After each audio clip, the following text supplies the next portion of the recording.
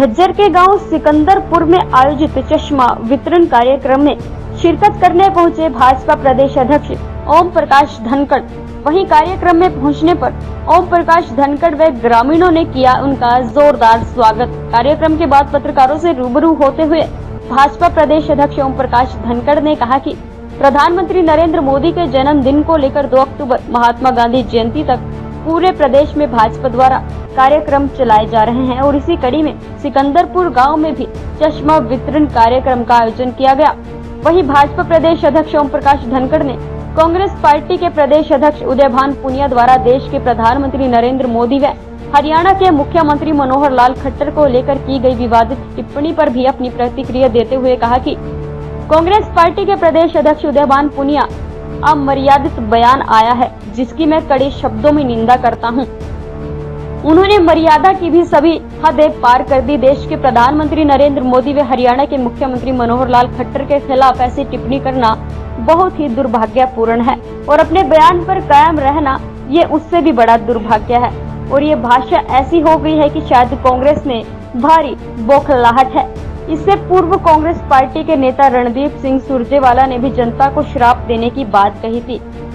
क्या वो ऋषि मुनि है जो जनता को श्राप देंगे या साफ साफ कांग्रेस पार्टी की बौखलाहट को दर्शा रही है। वहीं धनखड़ ने कहा कि हमारी पार्टी के सांसद रमेश ने अमर्यादित बयान को प्रयोग किया तो देश के रक्षा मंत्री राजनाथ सिंह ने उनके लिए खेद प्रकट किया और हमारी पार्टी के राष्ट्रीय अध्यक्ष जेपी नड्डा ने रमेश को नोटिस देकर जवाब भी मांगा। हमने तो कार्यवाही की, लेकिन कांग्रेस पार्टी ने क्या किया? क्या उन्होंने सुरजेवाला के खिलाफ कार्यवाही की और अब उदयभान पुनिया पर भी कार्यवाही करेंगे?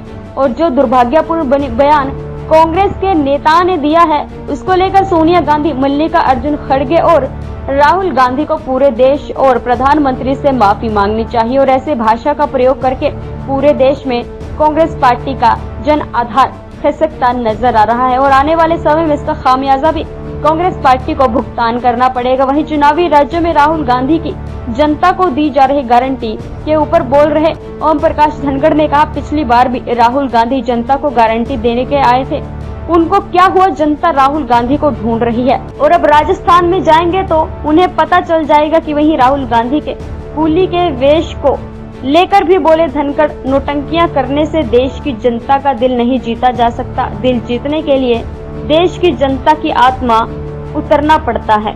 सबसे पहले तो मैं एक कांग्रेस अध्यक्ष उदयभान जी का बहुत ही दुर्भाग्यपूर्ण बयान आया है। उन्होंने मर्यादा की सारी सीमाएं लांघ दी हैं। वो मर्यादाहीन तो है ही, बिल्कुल अशालीन है। देश के सर्वोच्च नेता को ऐसे हल्के शब्दों के साथ उच्चारित करना, प्रदेश के मुख्यमंत्री को इस प्रकार के शब्दों के साथ उच्चारित करना, मैं कहूँगा कि बहुत ही दुर्भाग्यपूर्ण है। और उससे बहुत बड़ी दुर्भाग्यपूर्ण बात यह है कि वो अभी मैं उनका बयान देख रहा था तो वो अपने बयान पर उसको जस्टिफाई करने के अड़े हुए हैं, ऐसी अमर्यादित भाषा पे। मुझे लगता है कि ये कांग्रेस का अब ये भाषा ऐसी हो गई है कि शायद कांग्रेस में बड़ी भारी बौखलाहट। पिछले दिनों हमने रणदीप सिंह सुरजेवाला को देखा और उन्होंने कहा, मैं शाप देता हूं जनता को। भाई, आप कोई ऋषि मुनि हैं और जनता को शाप तो कभी ऋषि मुनियों ने भी नहीं दिया, एक आध व्यक्ति को दे दिया होगा जिससे नाखुश हुए होंगे। आप पूरी जनता को वो शाप दे रहे हो। उन्होंने देखा कि वो गाली देकर भाषा बोल रहे हैं। अभी ये बहुत ही अशालीन शब्द जिसको कहूँ मर्यादाहीन, यानी असल में तो उनको अपने शब्द दोबारा सुन के अंदर से ही शर्मिंदगी महसूस होनी चाहिए थी। देखिए, अमर्यादित भाषा कभी कभी व्यक्त होती है तो लोग फील भी करते हैं। मतलब रमेश विधोड़ी से कोई अमर्यादित भाषा निकली तो तुरंत राजनाथ सिंह जी खड़े हुए और उन्होंने तुरंत कहा कि मैं इस बात को महसूस करता हूँ, खेद व्यक्त करता हूँ। माफ़ी मांगनी चाहिए कांग्रेस के नेतृत्व ने, सोनिया गांधी जी ने, खड़गे जी ने, राहुल जी ने।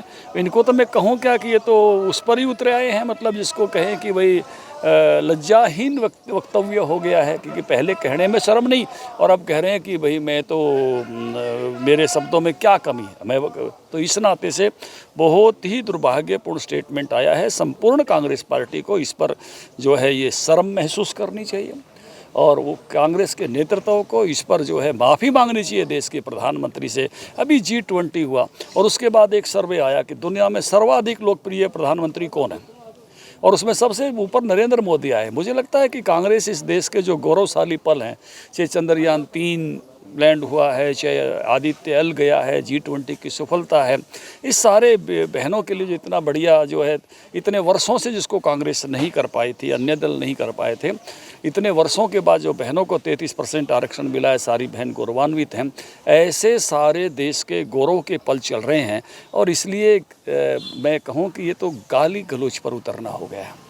बहुत ही हल्की भाषा का इस्तेमाल हुआ है और संपूर्ण देश इसकी निंदा कर रहा है। रमेश चंद्र डूडी के बयान को लेकर आम आदमी पार्टी के सांसद हैं संजय सिंह, उन्होंने कहा है कि भाजपा गुंडों की पार्टी है जो इस तरीके की भाषा का इस्तेमाल करती है।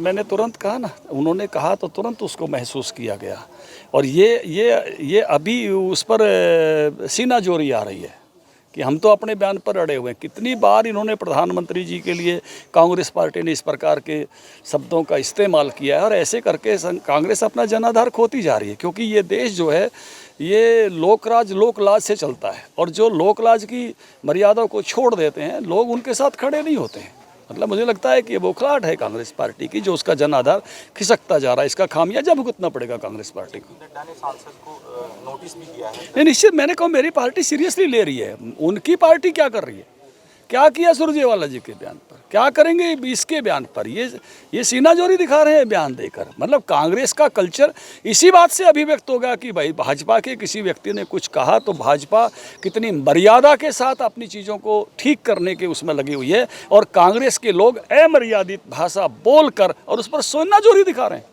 जस्टिफाई करने की कोशिश कर रहे हैं। यही कांग्रेस कल्चर और भारतीय जनता पार्टी की कार्यशैली का, कार्यपद्धति का फर्क है। राजस्थान, मध्य प्रदेश और छत्तीसगढ़ में चुनाव है, राहुल गांधी जा रहे हैं, दौरे कर रहे हैं, गारंटी कानून दे रहे हैं लोगों को, क्या कहना? पिछली बार भी गारंटी दे के आए थे। किसान ढूंढ रहे हैं राहुल गांधी को, पूछेंगे कहाँ हो। ऐसी गारंटियाँ थी कि सरकार आता इतने दिन में कर्जा माफ़ हो जाएगा। अब लोग मिलेंगे, पूछेंगे, उनको पूछने वाले हैं कांग्रेस की गारंटियाँ कितनी फेल होती हैं, विफल होती हैं, राजस्थान के लोग अच्छे से जानते हैं। राहुल गांधी कुल्ली भी बने हैं, उनके बीच बैठे। भैया ऐसे जिसको कहते हैं कि ये नौटंकियाँ होने से देश का दिल नहीं जीता जा सकता। देश का दिल जीतने के लिए देश की आत्मा में उतरना पड़ता है। इसलिए ये कई दिन से सब देख रहे हैं कि वो नौटंकियाँ हो रहे हैं, कभी ट्रक वालों पे, कभी मिस्त्रियों पे, कभी कुलियों पे जाकर। अगर ये सब चीज़ें उन्होंने जीवन के पहले मौक़ों पर महसूस की होती, किसी गरीब परिवार में पैदा हुए होते, हवाई जहाज़ों में इनके जन्मदिन मना करते, तो एक दिन टेची उठाने से क्या फ़र्क पड़ता है। सब जो गरीबी से जी कर गए हैं वो गरीबी को समझते हैं, जो असाधारण स्थितियों से उठ कर गए हैं, जो सरकारी स्कूल में पढ़े हैं, जिन्होंने आम आदमी की तरह जीवन की कठोरता को समझा है। हमारे प्रधानमंत्री जी की माता जी को दूसरे के परिवारों में काम करना पड़ा है। ऐसे जीवन के कठोर पल जिन्होंने नहीं देखे, एक दिन की टेची उठाने की नौटंकी से कोई उसमें सायुज भक्ति हो जाएगी, ऐसा नहीं है। सब लोग समझते हैं कि ये नौटंकियाँ चल रहा है, तो इसलिए उसका कोई, मुझे लगता नहीं कि कोई लोग उसको, इस देश की आत्मा में उतरना पड़ता है तब जाके इस प्रकार के बदलाव आया करते हैं। आज शहीद दिवस है।